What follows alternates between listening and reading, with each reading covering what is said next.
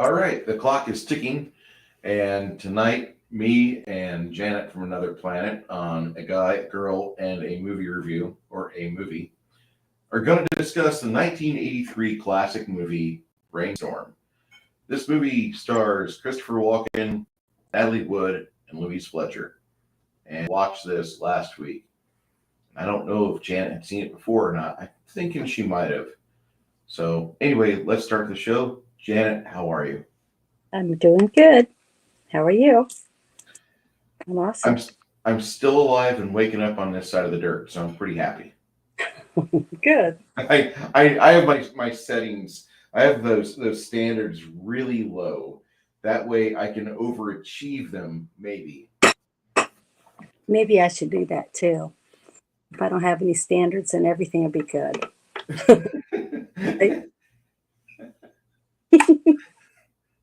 Well, I don't have Twitter, but I've got Instagram. I do too. And Instagram, I seem to collect women from around the United States that have between 7 and 10 photos, call me baby, and say they want to be mine. And I don't know, like, does this look like the desk of a millionaire to you? Like, I don't. That has a fun life to me. Yeah, that's one thing, but most of these people have the body shape and the gymnasium habits of a person that is gargling her way to a golden purse, and and it just looks. Picture that. Sorry. Say it. I just they don't like. There's some people that like you have an honest gym habit. You get on your Stairmaster. You do your videos and they're great, and we can tell that you're athletic. You're very athletic. But then there's other people that they don't look so athletic. They look more augmented, like they just got out of the doctor and he says you can start working out in 3 to 4 weeks when your butt is healed because you've got this lump of plastic in there to round it out. Hey, if I had money, I might have done the same thing. I might have had ribs removed and maybe added an inch or two to my chest. I don't know if I would have done butt implants, but and maybe I would get some collagen in my lips or who knows what I would do. I mean, if I had a lot of money, but I don't. I've had to do it on my own. You know what I'm saying? By eating good and exercising and trying, to stay healthy. Yeah. When you have the money to pretend that you're healthy, you know what I mean? Yes. I could, binge and purge or whatever type of stuff like some people do, but I choose to try to be well, and hopefully I'll live a long time. I'll be one of them 100-year-old ladies that could still walk and carry her cat around the house or whatever. Hopefully. Before we get into tonight's movie, I got a big, long comment about the movie you watched last week, the Lars and the Real Girl. Mm-hmm. Okay. V writes, my overall consensus. I will confess, I don't really know what to think about this film. I recognize the originality of the theme, but if the idea was to do comedy, it failed me. Furthermore, I also got the feeling that the film enters too often into a kind of Twilight Zone where everyone, more or less, consciously and deliberately plays the fool, even the priest. The film focuses on Lars, an incredibly shy man who is not even able to maintain a normal relationship with his own family and isolates himself as much as possible. Then suddenly decides to introduce a new girlfriend to everyone, but she is simply a very realistic plastic doll. From here, and to my surprise, everyone decides to cooperate with this man's delusion and treat the doll as if she were a real person. The townsfolk rally around Lars, accepting Bianca as a real girl, inviting her to parties, volunteering her for community service, bringing her to the hospital to visit with sick kids, etc. Why would they be willing to indulge in this man's apparent mental illness? For me, the film didn't work. I am not able to give the script any credibility, and the story told is simply too far-fetched and improbable for me to swallow. If the idea was to make a satire, I did not understand what was at stake. If the idea was to do comedy, it failed. Personally, I found it even a little offensive. The film tries to make you laugh at the expense of a man who is so shy that he urgently needs therapy or psychological counseling. I would say breastfeeding, but anyway. Now that I mention it, I don't understand all the pressure from the community to push an individual into dating or marriage to a fake doll. Why is it to pacify him, to keep him busy and off their hands? It came off to me like they were just pushing off his mental instability, as in out of sight, out of mind. The positives of this movie, although I don't like this film and how it raised serious questions about the script for me, I recognize the value and commitment of the cast, particularly Ryan Gosling. The actor is superb and he works in depth in an extremely rich character with very interesting psychology, which the actor knew how to explore and develop wonderfully. Ultimately, Gosling's excellent performance not only greatly redeems the film, but ends up being a real reason to see it. The film also features Paul Schneider, Kelly Garner, and Emily Mortimer in the supporting roles, but it's Gosling that shines. Technically, the film seems to be quite neutral with the regular standards of the industry. Cinematography and sets do not bring anything original but fulfill their role quite well. The costumes, particularly Gosling's, were quite good and harmonized with the environment and the theme. I especially like the costumes used at the funeral. I don't think the film had a very big budget, but the production was able to make good use of it. And that's V's discussion there. And she brings up a few good points. Um, I gotta say that I probably would not have had a high review if I were have if somebody would have talked to me right after I watched that film a second time after the second time, if I had somebody like V on the couch discussing these points, I probably would have savaged the film. But at about the 45-minute mark, like I said, I felt like the movie was honestly trying to tell a different story. And as much as I thought the townsfolk were, indulging a little somebody a little bit too much, let's see where this train goes. What are your thoughts on our first piece of fan mail? Oh, really? You got a piece of fan mail. I didn't know that. I was going to ask you who the V was. She's one of your friends. Oh, good. Okay. Well, let's see. Was it Valandria? Nope. Oh, the Miss Lady V? Yes, Miss Lady V. All right. Well, that's good. Our sassy one. Yeah, she's not American, so. Yeah. But I told you last time that I really thought it was a good movie. It was not a comedy. It was a dramedy, basically, what it was. It had slight little things of humor in it. But when I watched it, from the moment he hides behind the window at the very beginning, I knew he had something wrong with him. So right off the bat, I figured that. Oh, hi. I invited him. I invited Jeff. Hello, multi-gun-man and Shadow and Sun, and everybody that's here. Thank you. But when he hid behind the window at the very beginning, and then he walked out, and then he was worried about the way he acted to his sister-in-law.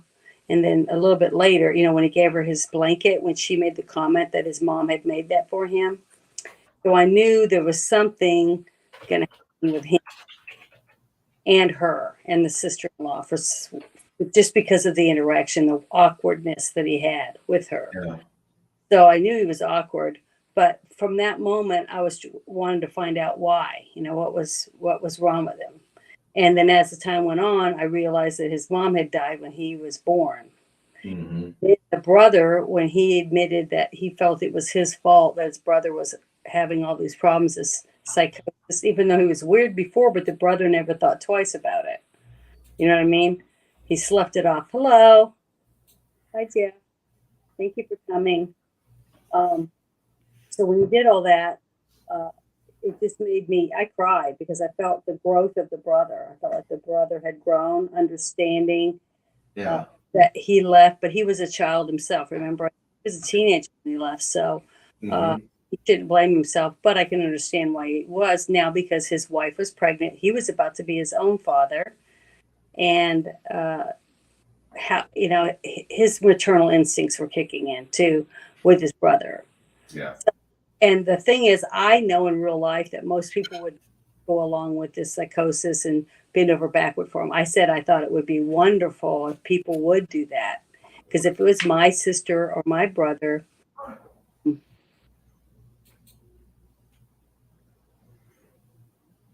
so I don't understand what that meant. Sorry. What does that mean? I'm not a big YouTuber yet, remember? He says, my big chance for a live call out. Now he's referencing the fact that you said his name. Oh, okay. Well, thank you. Sorry, I made a fool of myself again. You're fine, Janet. And no, you did not make a fool of yourself. This is Okay. a learning process for all of us. Yes, it is definitely for me. But the that's the aspect that I had of the movie was that I thought it was heartwarming and wonderful that that the family and the church, his pastor especially, because you got to remember, he grew up there. His brother left and left him alone, and he was still living in the house that he grew up in when his dad died. After years later, and the brother came with his wife. They moved into the house, and he moved into the little apartment in the garage. So he gave up the house for them. So he was a lot more mature than a lot of people thought because of the way he acted. Yeah. Because he sacrificed a lot for others. But he did snap when he became fearful that his sister-in-law was going to die when she had the baby, because he made a few comments about it. And that was why he went into the psychosis. Yep. And why he picked the girl, we have no idea. The only reason he even knew about it was because it's disgusting. His office buddy. Yeah, that's what I'm saying. That's it. His perv office friend is the only reason he even knew about the dolls. But I think that when the brother was on the computer downstairs at his house and he said, he looked at the website and it started talking about how nasty the girls were, what their names were, and what kind of life they were going to lead. That's where he came up with the story about where she came from. Her name was Bianca. They all had these exotic names and stuff, and the clothing that the doll arrived in. Stripper names. Yeah, and the thing too, the fishnet stockings, a glittery skirt, and its glittery shirt. The only thing I'm glad they didn't do was have a mouth that was just permanently open on the doll. I was expecting that. I was other completely expecting that.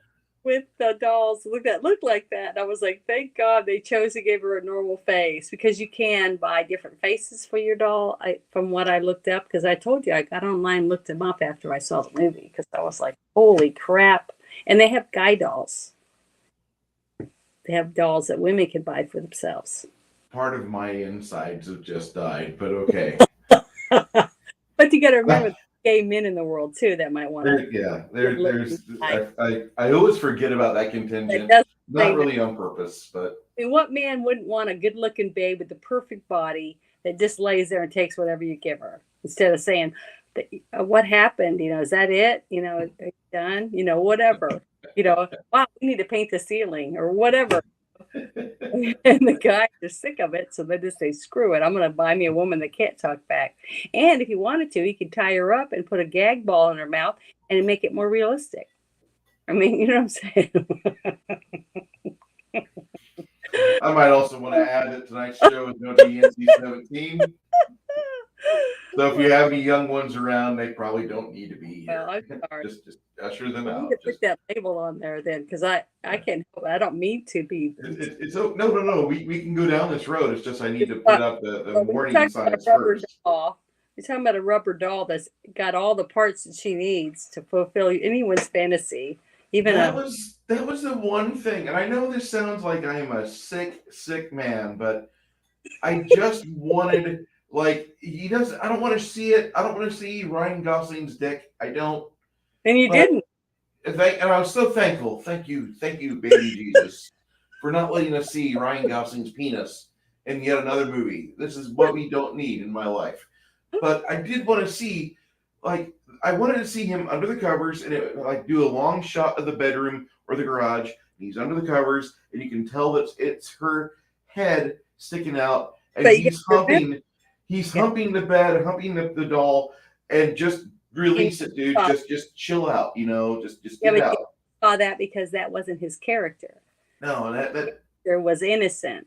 yes, which was hard for a lot of men to understand because they don't think there's anything there, that they all have tube socks laying around the room or whatever. You know what I'm saying? So it's hard to understand there's a guy out there that's Christian, but you got to remember this guy has mental problems. Yeah, he had serious mental problems, and that was before he got the doll. He already had problems with people touching him and all that other stuff. That all came out through the movie if you paid attention to it. So I know it's probably harder for men to understand that, but unless you had a family member that was going through something like that, like I said, if it was your brother or your cousin or your dad or your uncle, you'd be more likely to say, okay, well, let's see what to do. The doctor suggests we try this and see what happens. And that's what the people did because they loved him. He grew up there. They knew him. And I didn't mean to drop viewers there, but I mean, that was just, you buy a doll with the anatomically correct parts. That's like Putin buying a giant nuclear missile and he just puts it away in a bunker and seals it.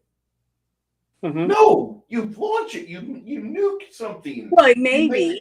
Yeah. But a lot of people buy it because it's a deterrent. I have a gun. I have my concealed carry, advanced concealed carry, and I've never had to shoot a single person, and I hope I never have to. But I do have a sign that says, you could be shot if you break into this house. So, and hopefully I won't ever have to. But I'm telling people I have it. So they know I have a gun in my house.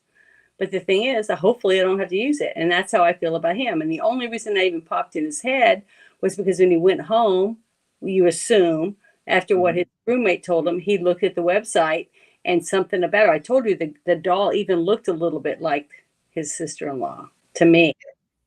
I don't know if there was like a crush that he had on her, but there was definitely a relationship there where she was putting out a lot of effort to get him within arm's reach. It seemed like felt like she owed him something because he moved out of the house and went into the garage. Now she's pregnant. Her maternal instincts are kicking in, and she feels bad that he doesn't have a girlfriend, and she wants to help him. That's why she was so excited when he said he had a girlfriend. He wanted to bring her for dinner. So she was very excited until they saw the girlfriend. Brie Larson was sitting there in her usual position. But you know what I mean. Yeah. If you think about it. And that's why I really liked it, and I still like it. Yeah. I wanted to just go over that discussion there because I got some fan mail on it, and I'm like, ooh. So appreciate that, V, for the honest thoughts on Lars and the Real Girl. I'm not going to really change my mind. I still think it's a cute little fantasy movie, and I think Janet really enjoyed it. I love it. We do give people a voice here. If they're willing to contact me and discuss the latest review, I will always give them the opportunity to have their voice. Well, I'm really happy you got some fan mail. That's awesome. Yeah. And also, if you're friends with Janet on Instagram and you have questions about her actual thoughts on the movie, or you want to challenge something, I wouldn't say everybody at once do it, because I do want Janet here on a weekly basis. But I would say drop her a line, give her something to chew on, like what V did for us. In Discord, I also have a room or a spot on my Discord channel that says, to tell me questions, ask me questions. They can do it on there too, if they want. Fantastic. So tonight's movie was Brainstorm, and have you ever seen it before? I had seen it, but I think I saw it with my mom or something, so it wasn't really it was okay back then. So this time when I watched it, I understood the premise of it, but I tried to pay a little more detail and pay attention to the details of what was going on in the movie. This movie hit me in a couple of different ways. One way was it kicked open the door to the member berries from Flatliners, Dreamscape, and Strange Days. Mm-hmm.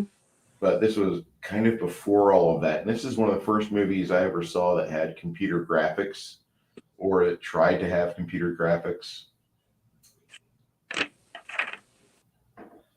The simulator scene when the pilots are trying to fly their jet around. I thought that was kind of Yeah, neat. pretty cool. I thought the way they did the visions, the way they filmed the visions that people were having was really, really cool. And I had a problem with that compared to the video he made for his wife. It didn't go together. So it was too much. I noticed too much that I thought it was there was something not right with that because he was in the vision, Yeah. wife, which he wouldn't be if he's the one that came from his mind, him looking at it. So I had a hard time with that, trying to get my mind around that. But her expression on her face and the way she reacted while she was watching it, I thought it seemed very, Realistic. yeah, very realistic and very romantic. You know, I could see why, in my situation in my life or whatever, I could see why she would feel the way she did when she was watching it, to finally know the truth and how he felt about her, because Yeah. he wasn't verbal about it, about showing his affections. So I have that in my review part that I wrote out on paper. Ooh, wait. You actually wrote up a review for this. Yeah, I thought I was supposed to. I'm trying to I get better as I go. you I'm just gonna say that I didn't go that deep in mine. I have some bullet points that I typed up, but I did not do an actual quote unquote review. So if you want to read your complete review, I will be completely happy and I'll mute my PC and I'll stare at here and wait Okay, and well, listen to this. I'll explain it as I have it written down. And I just said I had a hard time connecting to the characters because I felt that everyone was like spoiled rotten brats. Okay. And everything was about them. Everybody was like so introverted on their own self, what their own needs. Even the boy, their son, was like a stuck-up brat too. The only ones that seemed like normal people were the people that came to look at the house. Okay. To me, that's how I saw it.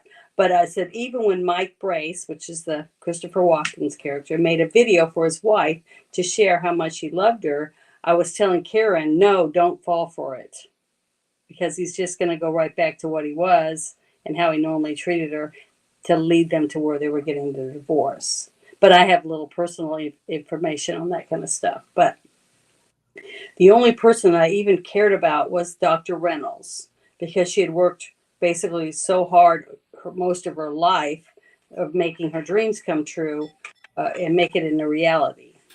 And I felt bad for her when they came in and they took it from her. And he thought that I thought Mike was even a bigger asshole because he didn't fight for her. He just told her to No.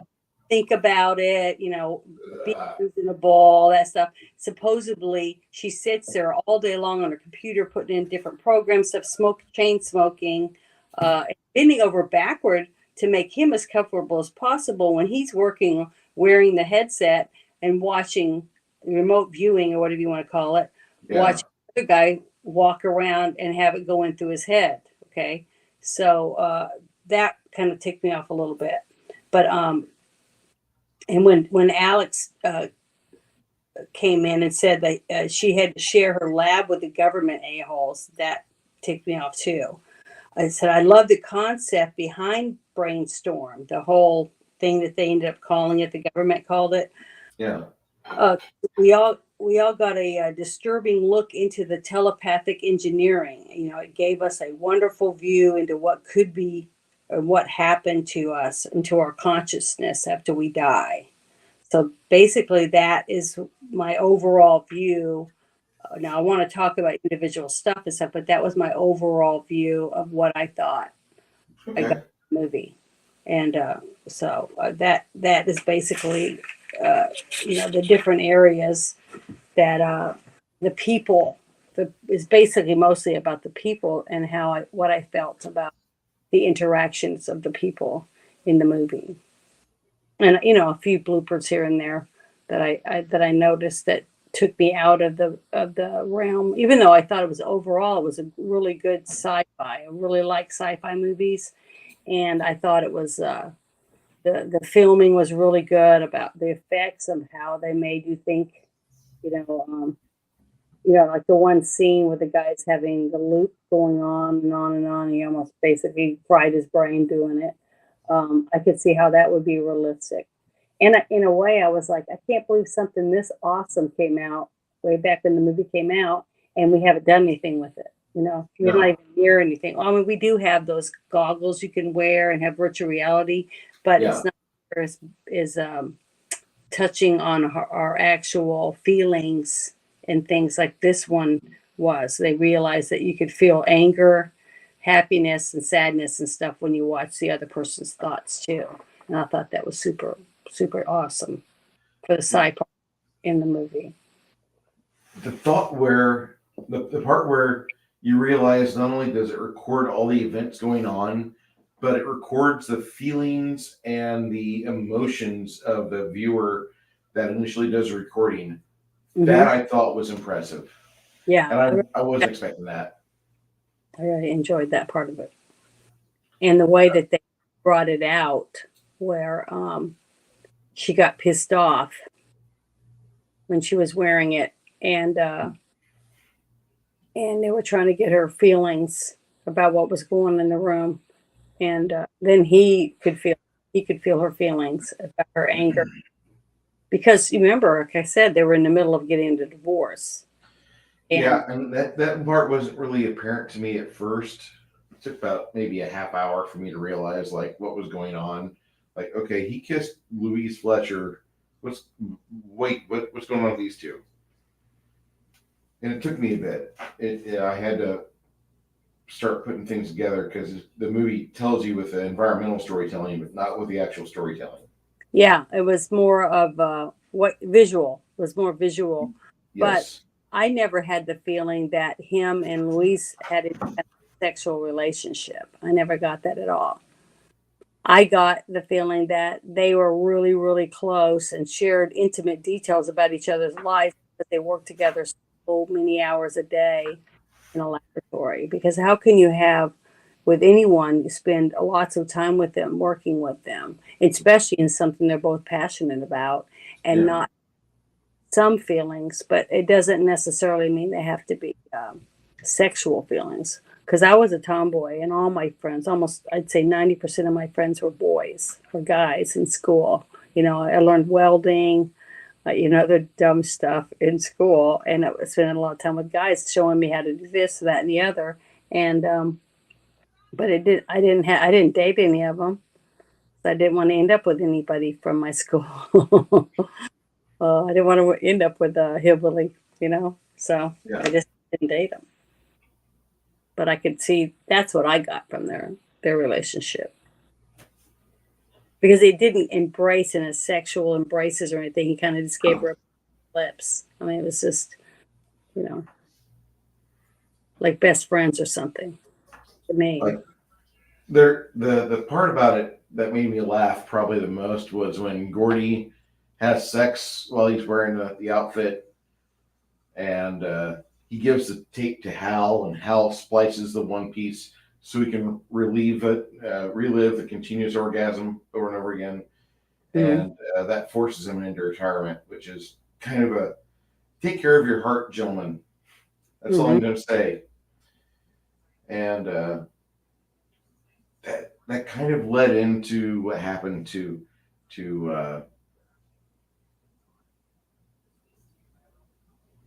Lillian. I had to think of her name for a second. Lillian, that bridged right on over to Lillian, chain smoking 3 or 4 cigarettes during one experiment. Mm-hmm. She starts having that heart attack right there, and she realizes nobody's there to help her, so she starts putting the machine on, and so she can record her last thoughts. Mm-hmm. That was impressive. Yeah, I didn't expect it to go that route.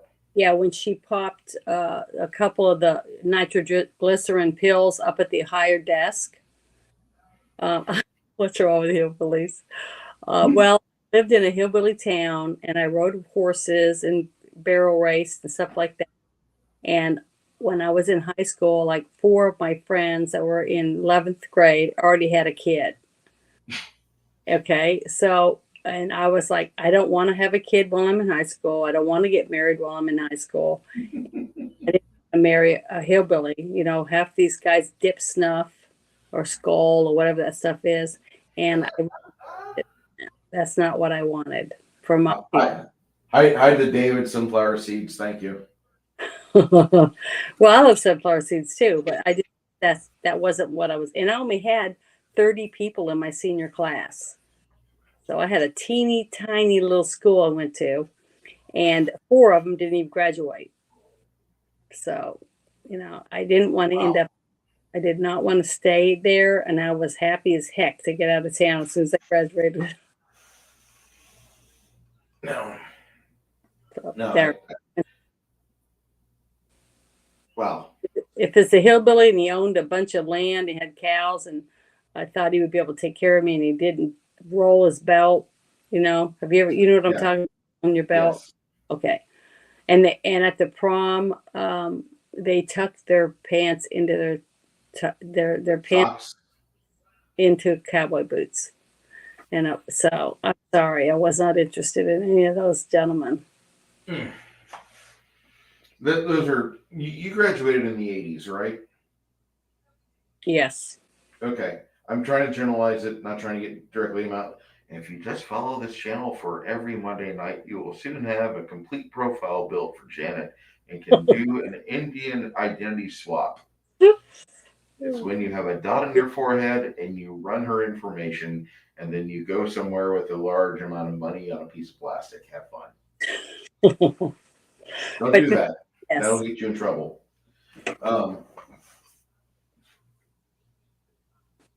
I just was saying that back when I was in school, the kids that we thought were inverts, the strange kids would tuck their jeans into their socks. Because I lived in Illinois, we didn't do cowboy boots. In where? In Illinois. Oh, Illinois. No, I don't remember anybody doing that. We had guys that would buy these long crew neck socks up and over the kneecap, and they would shove their entire pant leg inside it. It was disgusting looking. Weird. That is weird. I'd love to see what that. I'd have to look that up on the internet so I can see what trend that was. That was weird. I'll tell you about that one later, Felix, but don't go there. Yeah, this is an Illinois thing. They would tuck the socks into the pant leg, or tuck this pant leg into the socks. It looked disgusting. Like, I want to be a ninja, but I live in Nebraska. You know, one of those things. Because you always have the ninjas with like the little pantaloon pant legs. I was going to say, it sounded like something like the British people would wear when they went fox hunting or something, right? Kind of like that. So that's kind of weird. Or like on, what was it? One of the seasons of the original Star Trek, I remember Captain Kirk and Spock had those boots that went up halfway up their calf. Remember? I remember that. Yeah. What's the lower part of your leg? Is that your calf? Yeah. Yeah. They tucked their pants into it. It kind of poofed out around their boot. Yeah, but it'll do that. These guys, you said, were above their knee when they did it. So they had to look really, really Robin Hoodish or something. It was weird. It was. This is weird. Illinois. I mean, I don't even think they have marijuana to smoke legally over there yet. It's kind of a scary place. It's a scary place. Through their own stuff, so there was definitely. God bless you, farmers. I thought this movie had some neat ideas. Lillian suffering a heart attack so early in the movie, it kind of helped paves way because Michael starts to mend the fence with Karen about the same time Lillian's going to that final, that point there, while she's doing that, it seems like Mhm. he's in bed rediscovering what his ex-wife is like, Yeah. and kind of a dirtbag maneuver. I'm just gonna say, and I don't know. I think you hit on the head where you thought he was being spoiled. He is a spoiled individual. Yeah, that's how I felt. I said I felt like they were most almost every character. The guy that was riding the race cars and the horseback riding and flying a plane, doing all these different things. Going on a water slide with two But young yeah, girls, barely 18. It's yes, like, he was really, like dude? he was a jerk. Okay, I thought, but he wasn't married, so he could be as much of a jerk as he wanted. You know what I mean? But the other guy, when after he had quit, or fired or whatever, after he looped that together, then you see him at home with a woman you assume is his wife, and she's damn good looking. Yeah, And the woman he was sleeping with in the fake video or whatever you want to call it, the tape or the mindscape or whatever they called it, yeah. she wasn't even as pretty as his wife. And his So wife was smoking I mean, hot. yeah, I thought, damn, what a scumbag, and I felt bad for the wife, because I didn't think it was bad. I mean, I thought it was scummy that he was looping that way. But the fact that I find out later, and the wife is super nice because she's trying to help them break into a secure laboratory and all this stuff because she loves her husband. But apparently, he didn't love her enough to keep it in his pants. So I had a hard time with deal with that whole thing. That I'll forgive you on that. Knowing situations, I will completely forgive you on that. Um, the other part that leads into is you are seeing the house sale going on, Mm-hmm. and when the son is allowed to be a character in this movie, I checked out. I saw that and I thought to myself, if Natalie Wood was my mom, she would have an amazing front slam, because my mother was a corporal punishment giving, like, maestro. She would get phone calls from people on how to beat your child properly when I was growing up. But she was amazing at it. Like, Yeah. I could feel my butt tingle like 30 seconds before she would just deliver it. And I'm like thinking, this is gonna hurt, and you start bleeding on your lip or whatever. But that was something I thought was pretty impressive. Yeah, well, like when she puts her foot in the pool to tap her son on the head because he's swimming, and the dad was mad because Yeah. he was cool. Uh, yeah, my mom would do that, and she used to take her flip flop off and throw it across the room and hit us side of the head. I That's mean, how we know she's it was, not Italian or Latina, because Italian or Latina women can fling a chancla or sandal at a child's head and always hit it center mass in the back of the skull, and you can see the child sprawl for like 8 or 10 feet. It's a yeah, wonderful thing to see. I think more women should get good with a chancla. yeah. That was a good scene though. But the thing is, that reminds me of the kid. When the kid went up there and got on his dad's viewing thing, when he was the psycho guy or whatever, when the guy had his psychotic break, when Yep. he was having her headache or her heart attack, and they had filmed it. Remember, they had taped his brain while he was watching it. Yeah. So the son's having a psychotic break, and the father happens to go up there and catch him. Okay, but the whole way they just didn't give enough time between finding out they had a psychotic break at the hospital, and then them both up and leaving the kid in the hands of the two people they blame for all their problems. I thought that was another thing I had a really hard time as a parent. Uh, the way that was handled in the movie, it was rushed into. I think if they'd sat there all night, then that happened. You know what I Yeah. mean?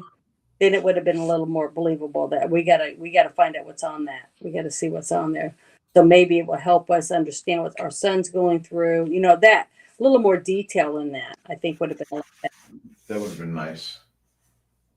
But I think that a couple of those scenes, because I looked it up on the internet after I watched it when I realized that Natalie Wood had passed away, had drowned while they were making this movie, and that her sister had made a couple scenes. She didn't speak in them, but that she was seen in these scenes with a couple of the other characters. And they said, could you tell? And I was like, I couldn't tell. Talk.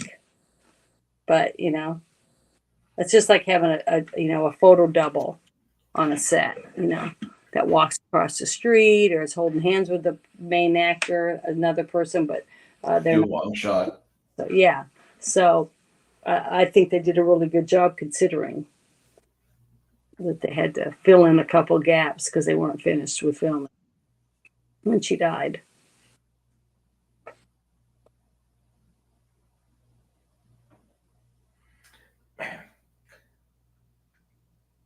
The bubbles, when Mike was exploring the various thoughts that Lillian had. Mm-hmm. What did you think about the memories that he was visiting? I thought, that's what I said, that was one of my favorite things in the whole thing, was the way they did the conception of the way that the person's mind came across in certain ways. And we got to remember, at this time on this one woman, compared to some of the other shots that we had, she was dying. So Yeah. her subconscious mind was separating from her body and from her brain. Okay. So that was where I had another time, is that, so is your soul still in your body as you're traveling to the end, or wherever you're going to end up, in hell or heaven or what? Or it showed him the entity or consciousness up above her while she was laying in the chair. You know what I mean? It was rising above her and looking at her. And then the next thing you see are the bubbles. See all these bubbles, right? And then after the bubbles and stuff, then you see like purgatory or whatever, because you see people fighting. It's almost like, what is that book? Dante's Inferno. Yeah, Dante's Inferno. It's almost like pictures I remember from that. Then he sees the beautiful lights, and then he sees all these angels. So, There's and then another movie. Wife yelling. Oh, go ahead. I'm shut up. He sees his wife. He hears his wife yelling at him, and I think that started bringing him back because he realized he can't go there because he's not dead. His conscience was still alive. It was her conscience that had went. Yeah. And it was weird that he was able to see all that, but it's a neat idea. It reminded me of the 1979 movie, The Black Hole. Mm-hmm. Because at the very end of that, after everything collapses into the black hole, you have the scene of Maximilian Schell and his red robot as they've merged into one amid all these red cliffs, and it looks like hell. It looks like hell. And then you have the scene where the angel is soaring through space into it looks like to be like some sort of space window or space cathedral. Mm-hmm. And you have these movies in that time frame where they explored these things, and they really did a good job with some special effects. I was impressed with that movie, with Brainstorm, for the fact that it was pulling out and letting you go from one memory to the next. But there's a urban legend or such where men and women, our memories are different. Like in Janet's mind, all of the memories are connected to other memories. They all integrate somehow. They're wired over here. Janet in high school, to Janet buying shoes, to Janet going on a hike, and then Janet seeing a UFO and a Bigfoot near Fort Smith. And all these are connected. Oh, they're all in one like unusual bowl of spaghetti, and they all touch. Whereas the mind of a man, the memories are actually the Black Hole Disney version. The man's memories are all in a warehouse, and they're each boxed separately from others.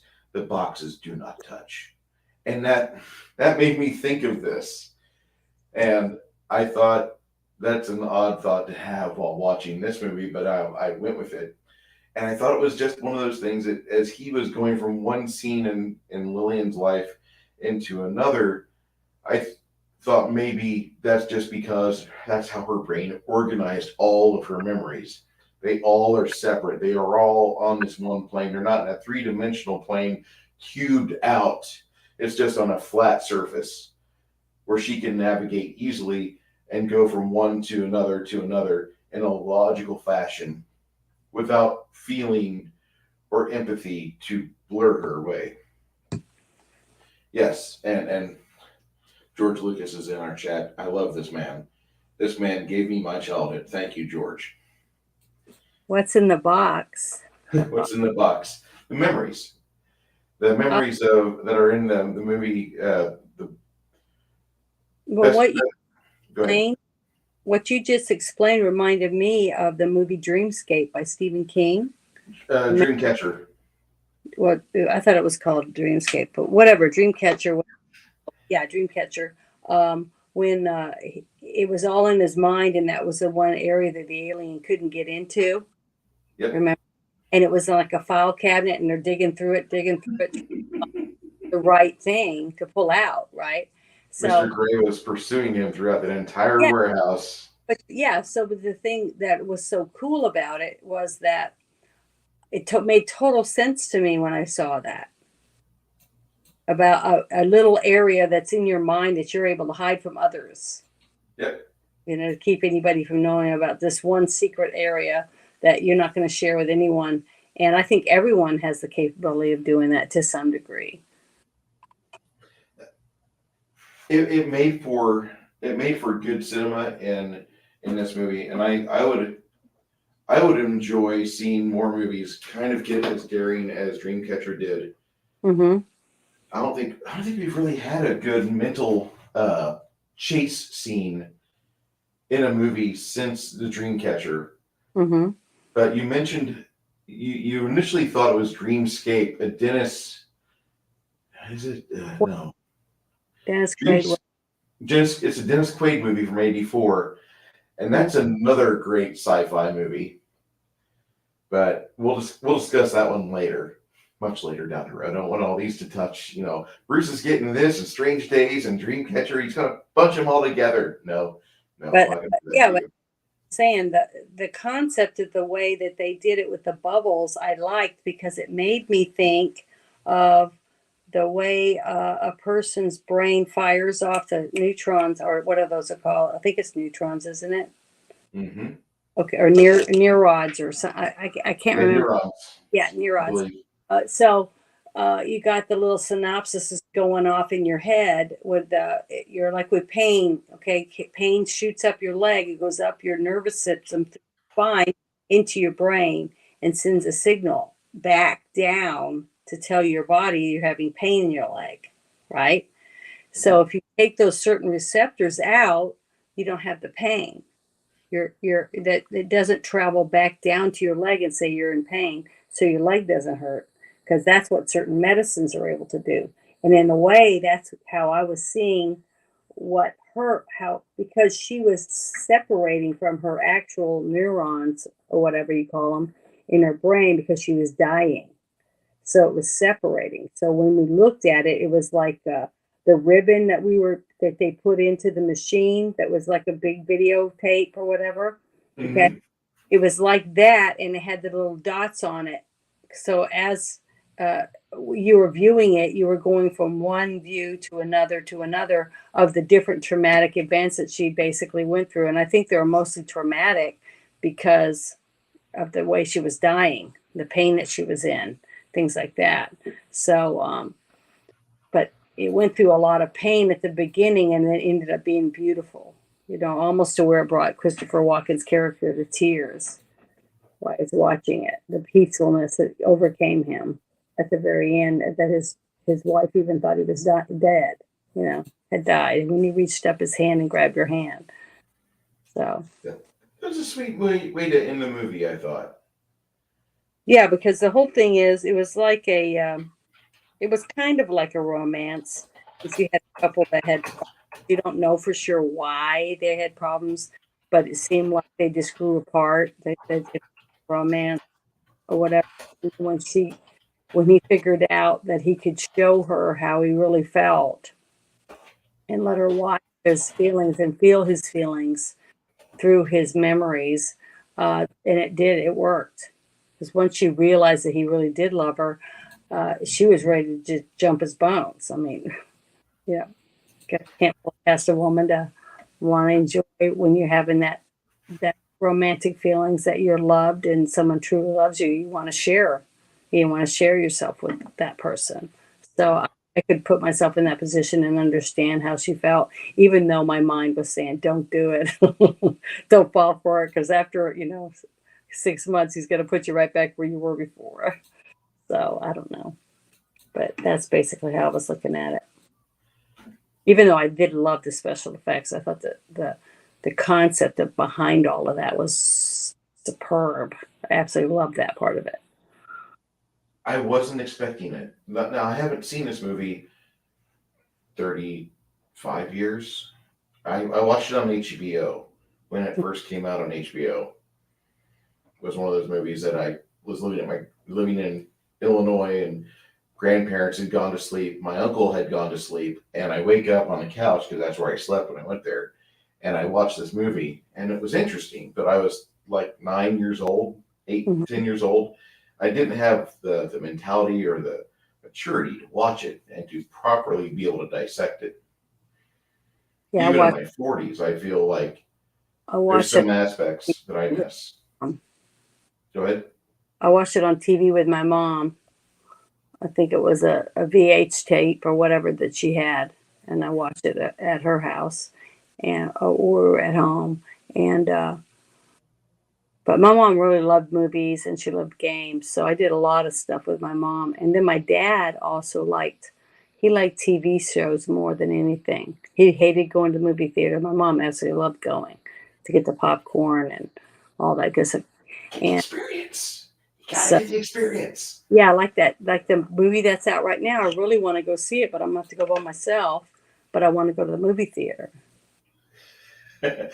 I believe you have another fan in our chat. Sure. Hi, Sandy. That's my sister. Hey, Sandy.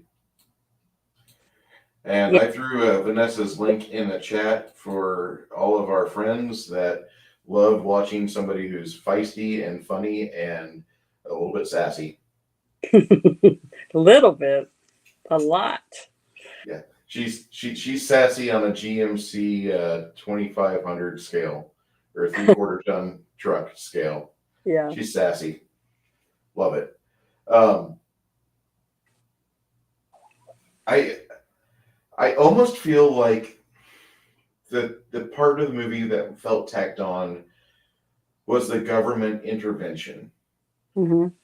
because the movie could have been completely about Michael and Lillian and Louise, and you could have had the government spying in, not even be a real subplot. It would just be one of those throwaway lines that their boss was discussing, and that would be it, because it didn't have a big impact to me the times that I watched this movie.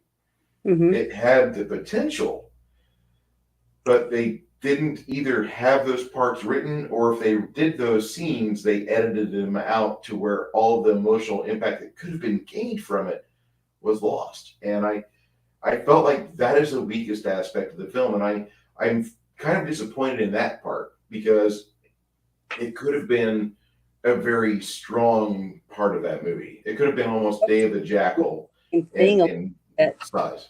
Go I ahead. was thinking a little bit like the same aspect because when she died, they shut down production and then they'd start it up again and then they shut it down again because of money or whatever. So during that time, they might have done it where they filmed because you remember there's only one scene in the movie where Christopher Walken's character comes in and they're in the lab, right? And he's pissed off about it, and that's when they ended up telling him we're here for good or whatever, and he's ended up getting kicked out at that. But before that, all the scenes they filmed with the government inclusion parts was in a different laboratory, and they only saw them on screens, on monitors, right? Mm-hmm. So maybe they had intended for them to be in the lab with them because that would really upset her before she died. You know what I mean? Because she was told she had to deal with these people or whatever. Yeah. Maybe they She was were. not into that. Yeah. So I think they were going to put them in there, but for some reason, A revision script, maybe. they changed it. They changed the way they did it, and it was probably because of the whole thing about it shutting down. Remember, Christopher Walken was there on the boat with Natalie and her husband when she died. So he was probably under investigation or having to go into the police station, do all that stuff. So they were trying to, if they could, with Let's the, salvage this movie. you know what I mean? They wanted to salvage the movie. We've got all this footage. Let's just fucking get it cut together. Some more stuff in it that was important, like the guy having the psychosis, watching it on a video. See, it wasn't, they weren't in there with him. They were watching it on a video of him supposedly putting the headset on and watching it. See, with the other guy, that one that had was about to leave because of the looping. Yeah, Hal. Yeah. I remember the perverts. I remember the part of the movie I should not remember. I remember that guy. Think that's feasible? I mean, I couldn't find anything about it. The only thing I could find out about it was the fact that he was interviewed, the husband was interviewed, that the coroner found bruising, different weird stuff like that. But Lloyd's of London were the ones that ended up giving the money to help finish the production because they felt that it was important. I guess Natalie Wood being in the movie, or I don't know what the reason behind it, but they were more involved back then in movies and stuff. Because I remember my mom was telling my dad that Angie Dickinson, a TV show they loved, she was married to like Burt Bacharach or something, and she was on a TV show called Policewoman or something. Yep.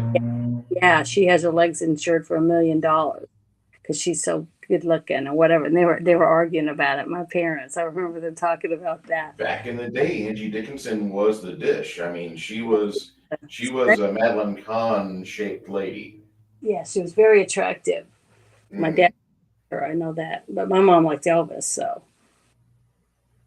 her real life husband. I'm reading an article from the Hollywood Reporter. So on the boat, Christopher Walken, who played her husband in Brainstorm, and emotionally close to the actress during the filming, and her real life husband, Robert Wagner. Ironically, the plot turned on the death of a third character, played by Louise Fletcher, who records her own death on a device.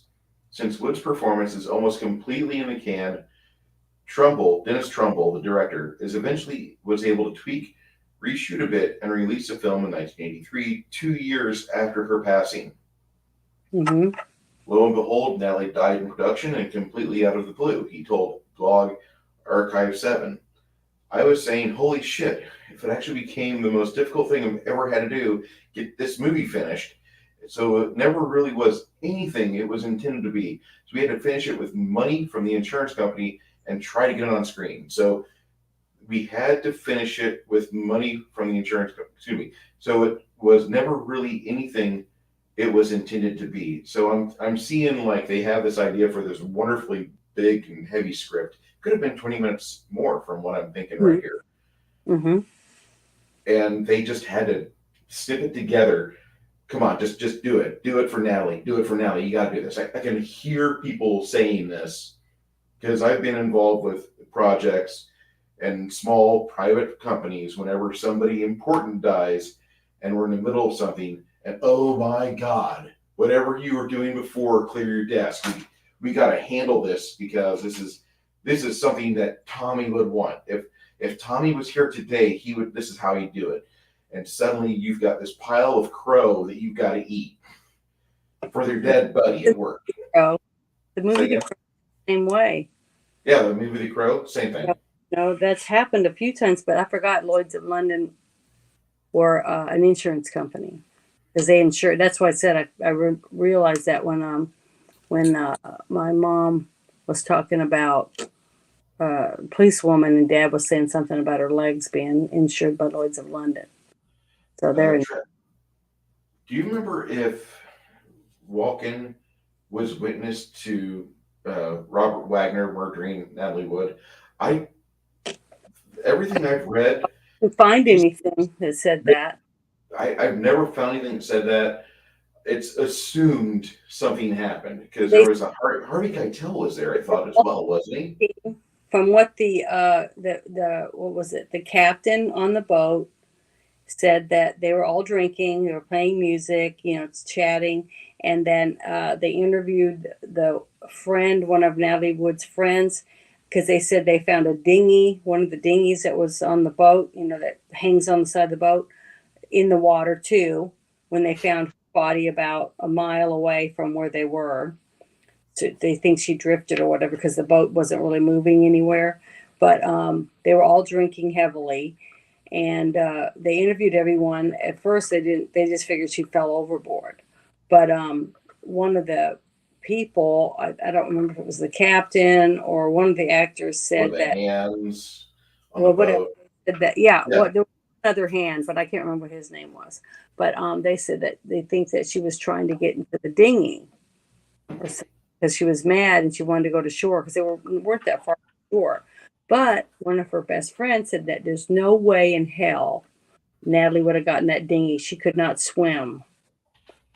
And she would never have been hanging over the side of the boat, and she never would have tried to get in that dinghy, no matter how mad she was. Even if she was drunk, I don't think she would have done it, because that was what one of the friends said. I read that. But another person supposedly was on another boat, said they heard arguing and a woman yelling, and it was a fight or something was going on. So apparently her husband and her got in an argument or whatever. But when they interviewed the husband, he said that he had went to bed at a certain time. I can't remember the time exactly, but that when he woke up the next morning, they couldn't find her. That's when they This started. is okay. Robert Wagner Mm-hmm. and Robert Chris Wagner and both Chris Walken. trying to find her. Yeah, I just hit a pretty good search on Bing, Mm-hmm. and I keep going back the same few articles. So I hate to say this, but this is literally one of those times that for 40 years people have kept their stories straight. They've not wavered. It's like there was a pinky swear somewhere. We're not going to talk about this. We're not going to incriminate each other. This is going to go on past our death. We're not going to try to reveal anything that happened that might be true. And then you got the captain and some people on the boat that said, "Oh, well, we heard fighting." And, we do know that Christopher Walken and her were emotionally free during the movie. Mm-hmm. And during the filming, that kind of happened too, from what I understand. Robert Wagner, not exactly a small guy. He was kind of big back in the 80s, and he was kind of a chunky, not chunky, but he had a stout looking personality. And the movie Ice Pirates, he looked like he had been doing quite a bit of time at Gold's Gym or maybe at Venice Beach or something. And he was coming out of that fog after Natalie had passed or got killed, whatever. But he was not a small person. And so if he wanted to choke, throttle, maim, bludgeon, there's nothing that she would have been able to do because you're on a boat. You can't run very far. You can't get away from somebody. And worse yet, he was right on top of her. So I'm hypothesizing. I shouldn't do that, but everybody has kept their story straight for 40 years. This might be the second best time that statement's ever had happened. The first time being a Virgin Mary. I know that's just totally blasphemous. Reviews that I heard, I remember looking up and stuff. They said that that if she did fall overboard, she could have hit her head because she was really drunk, tripped, hit her head, fell overboard. And then when you're in the water floating around, you're hitting other stuff, boats and buoys and stuff. Could have hit the dinghy, and that's what knocked it off to make it go into the water. I mean, there's a lot of scenarios that could happen, and why she had bruises on her arms and the side of her face. Well, the thing is that it's all plausible, because I really believe if they thought that Christopher or Wagner did something to her, or they were fighting and she got in the middle of them, I don't know. What I'm saying is, if that had happened and they thought they had evidence, then I think they would have prosecuted them, one of them, or both. I'm trying not to point and laugh, but Travis says these days a conspiracy theory is about 90 days or less. And that's about right. This thing that we're talking about, over 40 years old. Yeah. It's crazy. Like, so, and you're absolutely right. Whenever you've got a boat that's anchored and you've got things in play, the dinghy has been dropped into the water, you have a drunk 120-pound woman staggering around, tripped over the side. She could have hit her head going into the water. She could have hit her head on the dinghy. She could have. She was not a big, powerful woman. She was very, very petite. This is Natalie Wood, but I need boobs on it. Yeah. She was a very slender lady. Mm-hmm. And there's a reason why a lot of guys, she was still rated one of the most beautiful women in Hollywood decades after her passing. Mm-hmm. She's that way for a reason. She's beautiful, but she was in her 40s. 43 when this happened. Because she was in her 40s. I remember she was really, really pretty. I remember that. And Louise Fletcher in this movie. When I was watching this film, I thought that, I remember when I was a little kid, I'm like, oh, so those two are together. Because thinking Chris Walken and Louise Fletcher together, because he kisses her on the lips a couple times. Mm-hmm. And I'm pretty certain in the scientific community, you're not going to have that happen between people that are just like, this is my workstation partner. Mm-hmm. Well, maybe they could have had a relationship, but I just never really thought that because of it. Because I kissed my sisters on the lips. Yeah. Okay. It's also your sister. Well, I know. I also kissed my dad on the lips. And I remember one time Sandy and me and my other sister Kathy went to see my mother at where she lives, or where she did live before she died. And we went to see her. She was at work, and we were all saying bye to her. We stopped by her office, and we were leaving. I think it was a Monday. And we were all hugging and kissing my mom. We kissed her on the mouth. And we left, and then it was a couple days later. I remember we were talking on the phone, and Mom was like, I am still listening, getting a bunch of shit, because they were saying what a disgusting display of affection the people saw at where my mom worked, because we kissed our mother on the lips. And but we'd done it our whole lives. My mom had 5. That's what you're used to. I know, but what I'm saying is a lot of people think that's really sick or whatever, which is fine. We didn't have a problem with it, but that is how we grew up. And when I first got married, I was a teenager, and I met my father-in-law and my mother-in-law, and I hugged both of them because we're a huggy family. So I remember my father-in-law being real stiff when I hugged him, like he didn't know, because he tried to put his hand out to shake my hand, and I looked at him funny, and I just grabbed him, started hugging him, and then years later, 20 years later, he still hugged me. So there you go. It rubs off on people, but it didn't mean anything. I never took it as anything than what it was, which was. Yeah, you're not going out for a Kentucky date. You're just kissing Mom. I love you. Yes, pretty she is. Yeah, I mean that's her at 43. Most people I know at 43 don't look like that. When a woman says she's 43, you check out her high school pictures. Yeah. Natalie Wood, perfection. Yeah, you could tell that she's took good care of herself. I don't know if she really took good care of herself or just drank the right wine.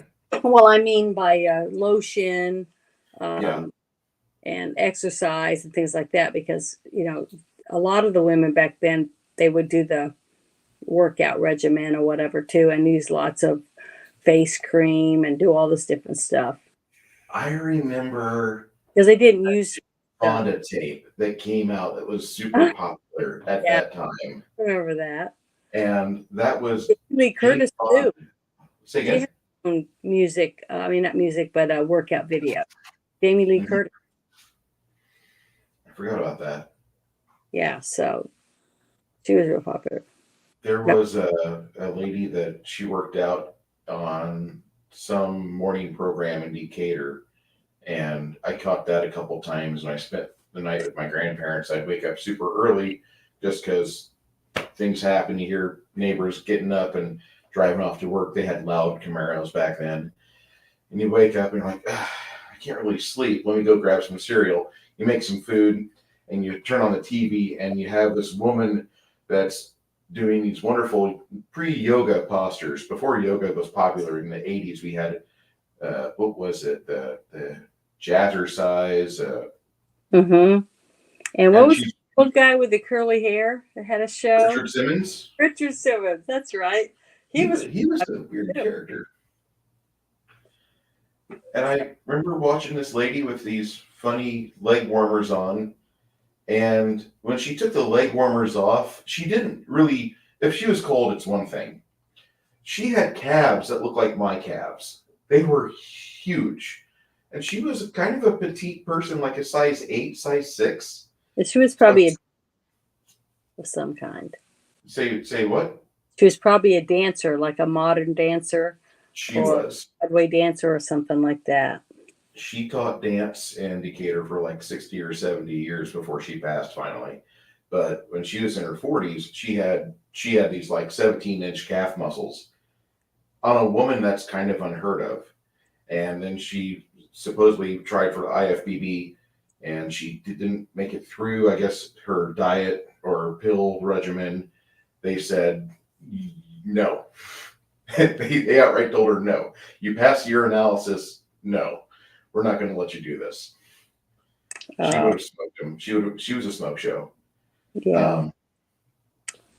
Yeah, she was blessed with great genetics. I will say that. I made it my mission to wake up early while the grandparents lived in Decatur for a long time after that, because that was worth waking up early for. Travis.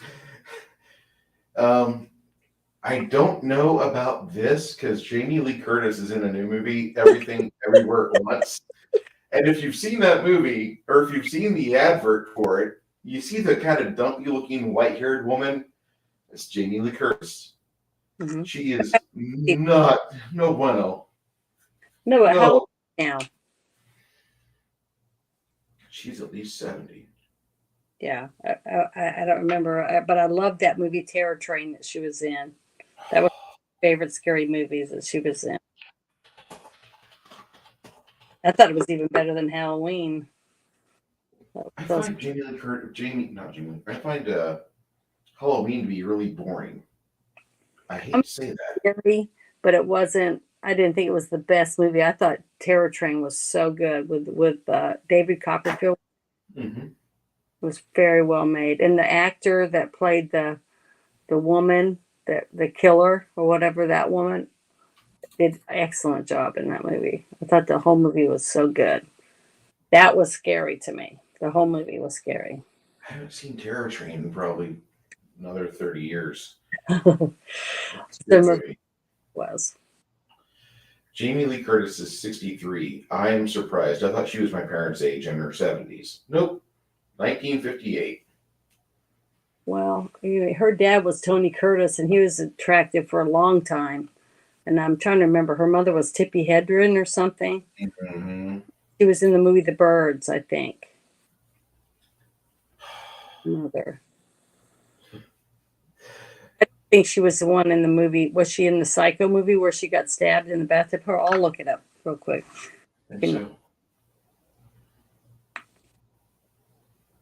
look it up real fast. But yeah, I love Jamie Lee Curtis. I thought she was a really good actress. I don't like her personally. I mean, she's not personally. I don't know her. She doesn't like water my garden or anything. But she said some things on media and social media that I'm just I'm good. But I'll watch her films. I'll watch True Lies over and over again. I'll watch Terror Yeah, Train. loved her. I love that movie, but not my favorite. That's my favorite movie that has Tom Arnold in it. There's not a lot of movies that have Tom Arnold in a quality role. I know that was the best movie I ever saw with him, and that I thought it was actually a good. Made me laugh. I thought after I was 19 when that movie came out. I was 19 and we were going overseas and got that movie on ship. So we watched it like 3 or 4 times a day for the first week. You'd catch the movie eventually because you wouldn't be able to watch it. You know, you'd watch 20 minutes here, 20 minutes there. You'd be busy. You'd have stuff to do for 20 hours a day. But that movie was so good. And then after that movie came out, I thought Tom Arnold's going to be a big star. He's going to be like this Rob Schneider guy. It's going to be great. No, that never happened. And Rob Schneider's light dimmed really hard after men behaving badly. Her mother was Janet Lee. That's not right. Hendren. Not to be Hedren. Sorry.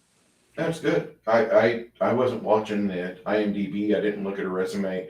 I rolled with it for the fact that I like Tippi Hedren. There's a few movies she's been in where.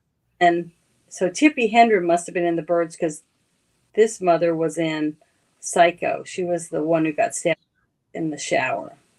Yes. Her mom. Not a big fan of Norman, but I understand. I understand why he did it after I've watched that movie about 20 or 30 times. You know, it's like, what? What the hell is wrong with it? Don't watch the sequels to Psycho. I'm just going to say that. On Brainstorm, would you recommend Brainstorm to any of your friends or to people that you know? I would recommend it because I thought it was really good for a sci-fi, and I thought the overall part of the dream. Oh, so what did I say? The name of it? What I called it? Telepathic engineering. That's the only thing I could think of because the part where they got to bring Natalie Wood in and have her work with them because she was taking that massive football helmet with all the cooling devices on it and stuff. All the transistors. Yeah, to shrink it down small to make it a very usable thing. Because to me, all of that made sense. Because technology, when he handed her, the Dr. Reynolds, the tiny chip that he said was going to help them be able to make it small. So yeah, so I thought all of that was really good. I really thought that was all believable to me because I remember when I first watched it with my mom, I didn't remember all the drama between the husband and wife and stuff. I guess I just didn't pay that much attention to that part of it. I guess because it wasn't interesting to me. But the sci-fi stuff was really, really good. The way that they worked to make the headset smaller and the whole details behind the tracking your brain or recording your brain, because basically it's nothing but electrical impulses. So if you could take the electrical impulses and put them on something, you know, like a DVD, but we didn't know what DVDs back then were. Oh. So Laserdisc. the concept of it was really good, cool. Yeah, I remember the Laserdisc. They weren't very popular for very long. No. But I do remember it. I remember the Laserdisc came out and we didn't get one. My father had just persuaded Mom, let's get this Betamax. I don't remember. Was that the teeny tiny tapes? Yeah, those tapes there are about maybe a half-inch longer than my iPhone 6. Okay. Mm-hmm. And so they weren't that big. You really, actually, if you had like a Levi jeans, you could stick it in your back pocket and you'd have about that much, about 1.5 inches sticking out at the top. So the Betamax tapes are pretty cool. There were some tapes available for purchase that would be over 3 hours in length for recording or up to 9 hours in recording, but that was at the end of the time period where it was going to be purchasable, like around 1990, 1992, somewhere around there. You saw those fade away finally after that. But the Betamax had great sound, had amazing clarity. We bought a VHS like 5 years later after we had our Betamax in 85. We got VHS in 90. I was never a big VHS guy. I should be. I should have an entire room of VHS tapes. But anyway, we have this, and even 5 years of technology increases. The Samsung player we had, no, it was Hitachi, my bad. The Hitachi player we had was not nearly as good in terms of visual acuity as what the Betamax was. The Betamax was still sharp. And mind you, we're watching these movies on a 25-inch wood console television from Montgomery Ward's. I wish I could make this up. So we didn't advance our tech at the house that often. I was still playing with the Commodore 64 in 1997. I'll just let you guys be aware of that. I still like the Commodore. Well, I had my original Xbox until like a year and a half ago, and it finally broke. And I don't want to mail it anywhere to get it fixed, because I mean, it might be worth something one day. Because I had the case for it, I had the TV remote, I had 4 controllers. 2 of them had to plug in, and the other 2 had the little thing you plugged into the front, so it could have Bluetooth or whatever you called it. So, and I had the I would nice. recommend, if you can go to near the base, near where your home is, if you could go to one of those pawn shops over there, Mhm. I'm pretty certain somebody has sold an older VH or older Xbox model. Like yours is first gen. It's the black with the green, right? Yes. Okay. I'm pretty certain you can still find those, because I'm still seeing those around San Antonio, and primarily around the areas where the bases are at, because they're affordable, or they're cheap. You can find games for them still, and nobody cares. Like, oh, you're playing a game from 2002. Yeah. Oh, like, who cares? Like, is it a good game? Yes, you're gonna play it, and you're gonna have fun. It's just the same way with Well, tech, one of like a VHS or beta. Bunch's Odyssey. I don't know if you ever played it, and I love that game. I beat it like 45 times or whatever. But the thing is, I just love that game. It's funny. I love the characters, but when you could put it on the new Xbox, because they don't have discs or anything anymore now. You have to download it, and it's not nothing compared to what it was to play the real one. It sucks. You know, it doesn't have the experience of it. But I also have the discs of Baldur's Gate, and then I have Unreal Championship, SpongeBob SquarePants, which was freaking hard. I never finished it. It was so hard, because I could not do the parts where you had to drive the hamburger around. I sucked so bad at it that I could never pass it. It's okay. I had Double Dragon versus Battletoads. I never beat The that thing game. is, it's set on the case for 10 and up. And I was in my late 20s and early 30s or whatever, and I sucked. I never could finish that dumb game, even though I still have it. I would love to be able to do it, but you can't play it on anything except for the original Xbox.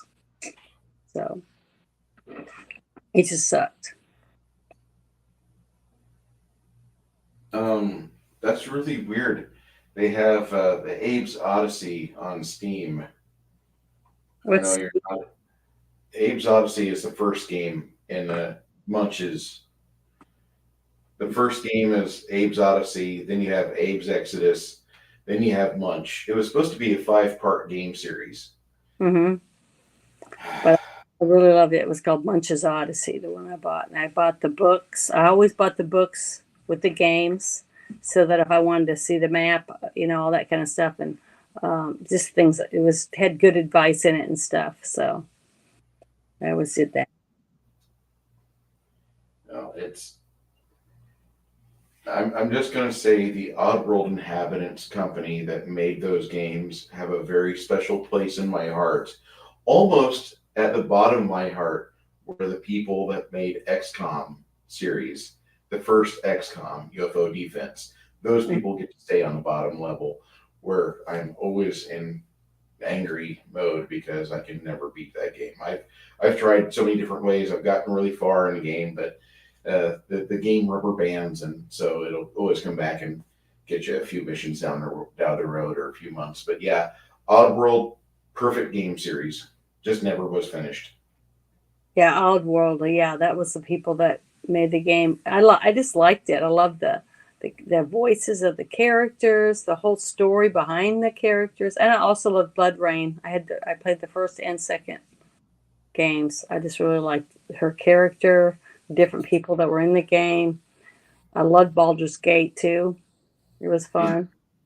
But I remember my sister Kathy had I don't know what setup it was. I guess it was Nintendo something because she had Dr. Mario and what was the other one? Zelda, some other stuff like that. And you know what it looks like to me? The new game those kids play today, it's called like Minecraft or something like that. It's all the little pixelated pictures. That's what the Zelda and them look like to me. And it's real popular with kids. So you can make an old game and make it popular again with kids if you had the stuff out right now, I think. You know, like the old Zelda and stuff.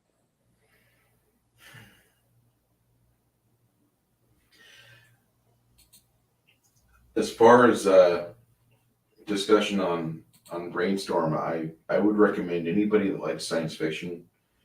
If you haven't seen it, but you like the movie Strange Days, or you really enjoyed a few others we discussed, like Dreamscape, I would recommend you watch Brainstorm.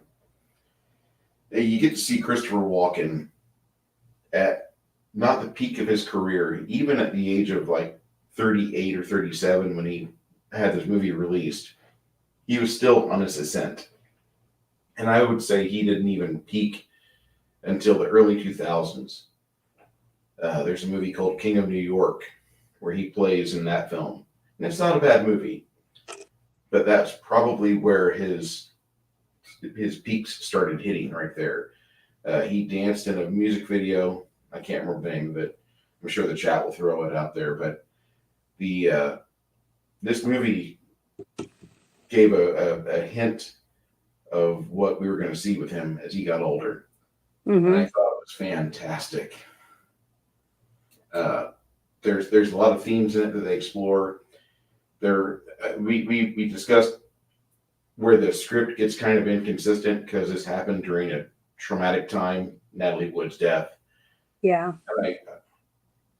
I can forgive them on that because what they salvaged was still a watchable movie.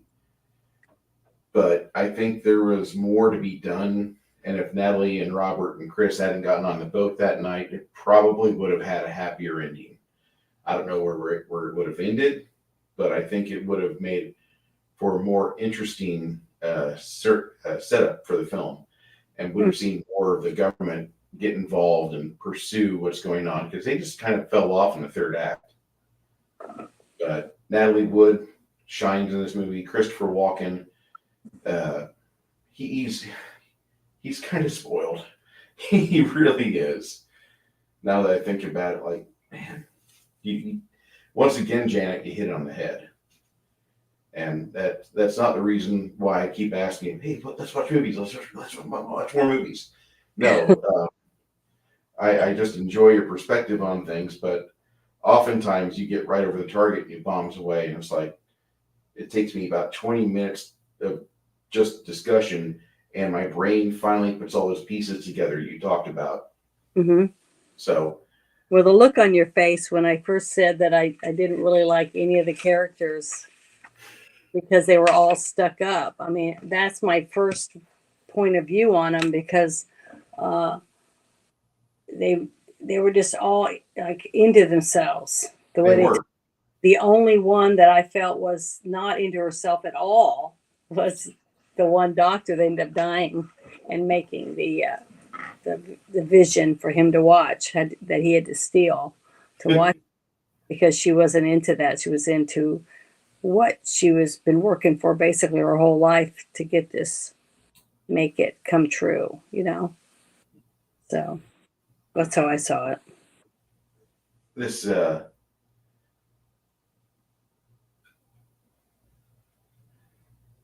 I think if the tragedy hadn't happened, this movie probably would have had a bigger opening. It probably would have had a lot more people talking about it, because Yeah. it dabbled in some thoughts and directions that science fiction at the time was really big into laser swords and space wizards. This Mm-hmm. came out right about the same time that Return of the Jedi was hitting its peak, or for the advertising. And so the fact that this movie even made it out into a theater in the summer of '83, that tells me something. And this movie explores a lot of different things that still it these don't get discussed a lot today. You could make a remake of Brainstorm, and it could come out probably as good, if not better, as long as you don't have one of the main stars die on a boat. I think this is one of the few movies I would love to see get remade, Mm-hmm. because I think with today's surveillance state, I think with today's social media, I think with all the things going on in 2022, and especially with the nomenclature mistakes that people make, where they think I'm going to force my pronouns on you. I Mm-hmm. think this movie would have a heavy backhand to the common misconceptions that too many people have in 2022. And I would love to see something like that get made. It had two very major women lead roles. Yes. So, and then you had the two or three major guy roles. But who would you pick to play the three main characters?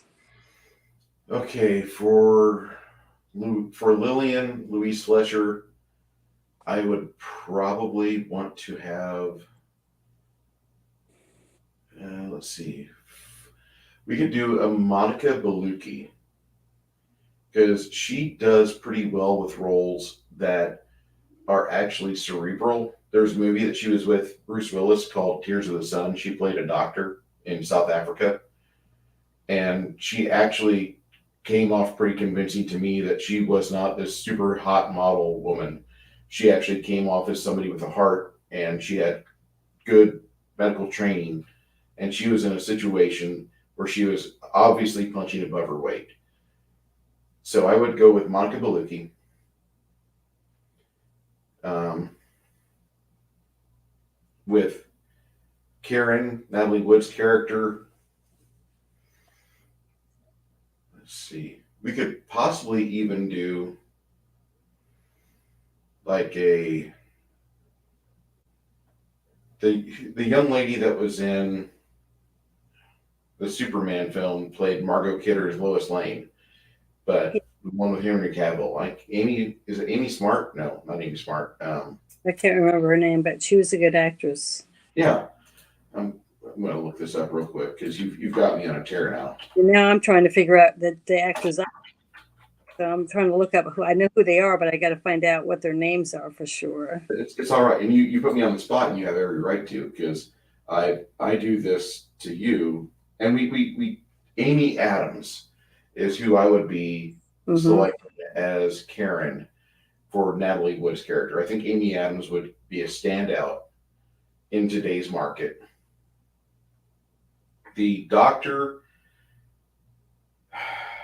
the male character I would want to have would not be somebody that would be known for their physicality.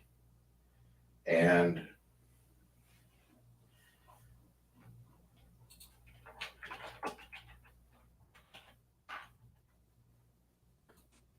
I'll get it pulled up here in just a minute.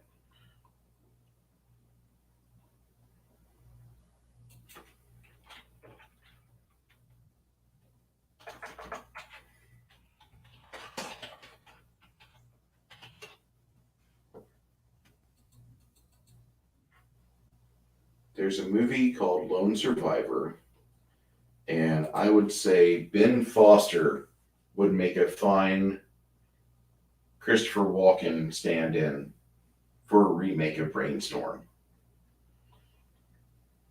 And Ben Foster was also in a movie called 3:10 to Yuma, Mm-hmm.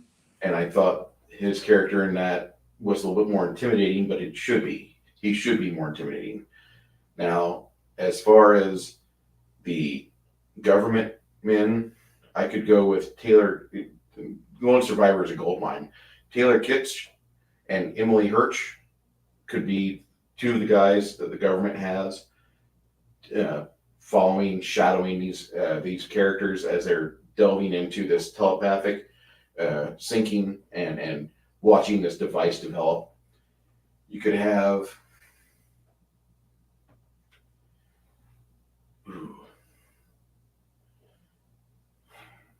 Well, I would pick Walton Goggins. I worked with him on a movie, and I just think he's awesome. I think he's a great character. I think he could play that Christopher Walken's character really well. Yeah, I love him. I think he's a good actor, and I would pick Michelle Pfeiffer to play the scientist woman. playing Lillian. Mm-hmm. And I'm trying to remember the name of the girl that I would pick to play the wife.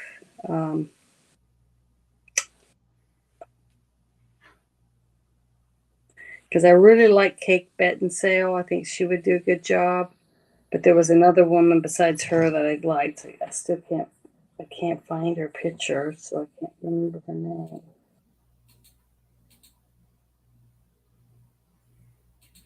I'm still looking through these. Travis talks about Rachel McAdams. I could see her doing it. Because I want the doctor to look a little older than his wife. Yes. And I think that I'm trying to keep it in the premise of Beckinsale wouldn't do that. She looks like she's 35 to 40, even though she's 50 or 48. But I think that her acting skills, and she's pretty enough that I think that Beckinsale would be really good for his Christopher Walken's wife's character, and Michelle Pfeiffer being the scientist woman. That's who I would pick for it. I think those three characters would do. I think they do a really good job. I forgot about Walton Goggins. Like Halle Berry, she could play the scientist, or she could even be the wife because she's good looking. So, Either way, yeah. I think Shadow and Sun would probably go with Halle Berry. So, but to play a believable person for either any of those characters, either one of them, I think it was good. But I would love Walton Goggins. I can't help it. I'm just like really think he's a really good actor for any part. Did you see the movie Bad Santa? Years ago, it was great. There was a movie that came out recently with Walton Goggins with what was his name? Mel Gibson, and he played Santa Claus. And Walton Goggins was like the hired hitman to kill him. I can't remember the movie right this second. But that movie was so good. But I love Walton Goggins. I just think he's such a good actor. He was in a TV show with it was Josh Duhamel, I think, was married to Fergie. Yes. Okay, he was in it. I think he was in it, or wasn't it not him? I'm trying to remember who the lead character was in this series. And you're talking about a movie called Fat Man, right? Yeah, Fat Man. God, okay. I loved it. It was a dark comedy.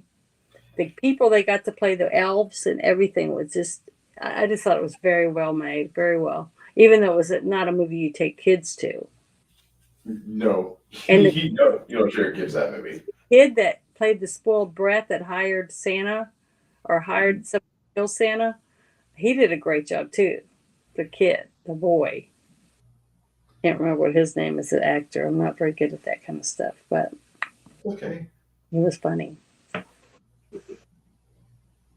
But I think this movie could be remade, or they could do a remake of it today, and barring any tragic accident to the main characters, the main actors here, I think it would come out really good, and probably as the original director Trumbull had intended, because Uh-huh. what we got was probably 80% of what he wanted. I Hmm. think I think I think there's I think it's pretty close because he still kept his name on it. He didn't go with Alan Smithy. Hmm. So Yeah, I thought it was a very good sci-fi movie. I mean, I thought it was very well, considering the terrible tragedy that happened during their making of it. I think the movie was still really good. thank you, Shadow and Son. Thank you. Um, we're at the hour and 40-minute mark. I usually don't like going over 2 hours just for the fact that I want to be kind to my viewers, and if they have to get to bed or if they have to do something, 2 hours is a good digestible watch party or a discussion party, because I don't want to do a watch party on YouTube. That would just invite the big stamping boot of Aunt Susan, and my Yeah. channel would go away. But I want to know, what type of movie do you want to watch next? Is your pick? I already told you what movie I would like for you to watch because I don't think you've ever seen it, but you can look it up real quick. Which one? Just one of the guys. That's right. Just Because the boy in the movie that played the brother, the lead character, if I had a brother, I'd pray that that would be what he would be like. Now I have no idea because I'm never going to have a brother, but I just laughed my butt off watching this movie. I thought it was really really good. The acting was good, but I want to watch it again too. So what year was it? What year was that released? I don't know. Hold on, I'll look. I think it came out in the 80s or 90s. With Joyce Heiser and Clayton Roner and Billy Jane. It sounds like it. That sounds like her name, the girl. But let me look this quick. Oh, The cover, her holding a football helmet over her chest or something. oh, okay. Terry Griffith is about to go where no woman has gone before. Yeah, it came out And in 1985. okay, fair So enough. That's our movie for next week. okay, because I think you'll like it that way more than. You remember the guy that's in that show that's out right now on Netflix, and he's karate. He's a karate guy. Talking about William Zabka, It's like off of the Kung Fu Karate one, Kid. Karate Kid, that Yeah, you're series. talking about Cobra Kai. Okay, Cobra Kai, the blonde guy that was in Cobra Kai William Zabka. movie. He played Johnny Lawrence in the Yeah, Cobra Kai movies. he's in Okay. this movie too as one of the tough guys or whatever. I don't know what character his name is, but I remember him being in it. He's fifth build. When he was a young guy, he was a wonderful asshole young man to star in a film. Holy cow! This has Sherilyn Fenn in it. Yeah, this has a lot of big actors that ended up being big. It was so funny, but the actor that I just adored in this movie, Billy Jane is his name. He played Yes. Buddy, and he was a hoot in this movie. Okay. But the We've got girl Joyce Heiser, I don't remember seeing her in anything else after this, but she was very pretty and built like a brick house, I think. don't mind. So I'm gonna click on her and see where it takes me. She's actually on The Flash from the 1990-1991 series. Oh, really? Yep. She played Megan Lockhart. Yeah, she was a good actress, and I just thought she did an adorable job on this show. I thought the movie was just really good. If I wish I'd written the screenplay, but Um, I just got a question and it popped up in my DMs. I'm going to ask you. mhm. Were you involved with? You said you'd worked with Gagan. Were you God, involved with Goggin? Were you involved in screenwriting or movie production? mhm. Not in You the were. screenwriting part. Okay. I was just kind of curious because I had that pop up. Not in the Fat Santa, but in another movie with him. Okay. It was called what was the name of the movie? Because when we filmed it, it was called God. Why did I do that? It had a different name. Give me a second. I got to look it up because I can't remember anything. Plus, I'm really tired. Oh, I think the movie, when it came out at the theater, it was called Desiree, but it had a different name when we filmed it. It was called Dermaphoria. There was a book that came out, and yeah, I worked on that movie. And I got to meet Walton Goggins, and he was awesome. okay. He's a good actor too, but I'm trying to figure out what the name of that series was. And do you want us to do this at a different time or day? That way you're No, this is not if waxed. it's you. Say again? If as long as it's whatever is okay with you, but Monday nights is good night for me. Okay. I But just see, I just was trying to make sure. today I was worried. I was like, I thought it would be at 6:30 or something. I couldn't remember what time, but I'll get better at remembering the times and stuff. The more I get to do it. But So okay, so you worked on Desiree. That was released in 2015. Okay. but that's when I got to meet him in person and stuff. But the movie I was talking about, the one I liked, or the TV series, it was called Justified. Justified's amazing. That was such a good show. I loved it. And Walton Goggins was in that. But he was also in of Anarchy, which, I mean, he was been in so many good movies. I'm a big fan of Timothy Oliphant. I think he's Oh, probably one of that's the the mhm. that's the actor. Timothy Oliphant is the one that I was trying to remember his name, and I thought it was the guy that married Fergie, but it's not. Remember, I said I couldn't remember Yes. what it. We the reason why I was asking that is because Timothy Oliphant is one of my favorite actors from this generation. I Mhm. mean, from my generation, but it seems like he's been getting the roles he needs in his 40s, not so much in his 20s, not so much in his early 30s. He's had some good movies, don't get me wrong, early in Mhm. his career. He had great roles in his career. I think probably my favorite thing he did on the long term is not just not that, but it's Deadwood. And sorry, but I really like Deadwood. That show makes me feel happy for some odd reason.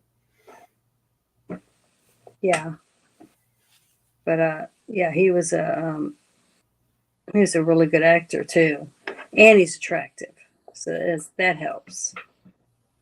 Timothy, the actor.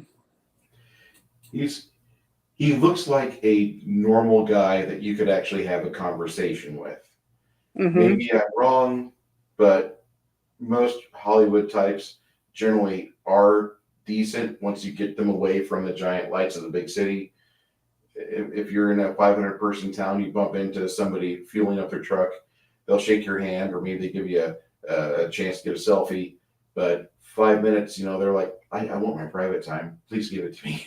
And you let them go and they're happy and you're happy. You have your little souvenir that you didn't expect. And they're down the road going, I don't know if I want to keep doing this.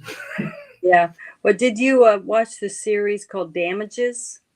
No, I have not seen that. Is it With good? Glenn Close. Glenn Mm-mm. Close, one of the stars in it, and Rose Byrne. That was a really good series. But Timothy Olyphant was in that. I don't remember exactly what season he was in it, but he was one of the people on some of the show. But that's a very well made series, and it's not for kids. It's a dramatic. It's about lawyers that only fight big cases that make millions. So Yeah. but it's bunches of good actors in it. If you ever want to watch a cool series, that's another one you can watch. Not sci-fi or anything, but it's still really good. I'm pulling that one up on. Oh, you've got Ted Danson in it. Yeah, Ted Danson. It's got quite a few good actors in it. Glenn Close. I like her too. I loved her in I think it was called Dangerous Liaisons a long time ago. And I can't remember the guy, the actor. It was like he always plays a real crazy person. The guy that's in that movie with her. But what's her name? Michelle Pfeiffer's in it too, in Dangerous Liaisons. Okay. But there was also a movie that came out with Michelle Pfeiffer because I liked her with the Witches of Eastwick. Did you ever see that? I love that movie. Nicholson. Oh my God, that movie was good. A really good movie. And I thought the actors were really good in it. The Dangerous Liaisons got Glenn Close, John Malkovich, Michelle Pfeiffer, Keanu Reeves, Uma Thurman, Peter Capaldi. Yeah, had a lot. There's no way where that movie should not be a classic. I'll have to watch that in the future. Yeah, it's very, very good. But I love the clothing, that genre that whole movie is in. I love that era of clothing. Shadow and Son, if you're going to watch Deadwood, don't watch it with your son or wait for him to get older. Yeah, definitely not for children. Yeah, even if he is a grown-up 13, I don't want to be contributing to the delinquency of a minor because that show is intoxicating. It's very well done, but there are so many adult situations kids should not watch it. I hate to sound like that, but that's the honest truth. You watch it first and you decide.